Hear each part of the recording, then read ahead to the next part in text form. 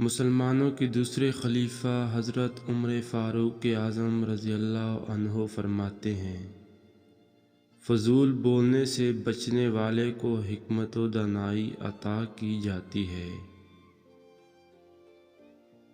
فضول نگاہی یعنی بلا ضرورت ادھر ادھر دیکھنے یا خواہ مخواہ مختلف چیزوں یا طرح طرح کے مناظر دیکھنے سے بچنے والے کو خشوع قلب دیا جاتا ہے۔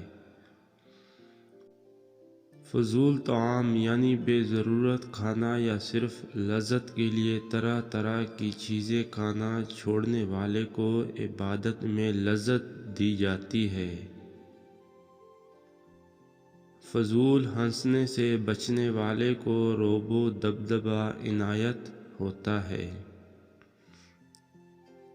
مذاق مسخری سے بچنے والے کو نور ایمان نصیب ہوتا ہے۔ دنیا کی محبت سے بچنے والے کو آخرت کی محبت دی جاتی ہے۔ دوسروں کے عیب ڈھونڈنے سے بچنے والے کو اپنے عیبوں کی اصلاح کی توفیق ملتی ہے۔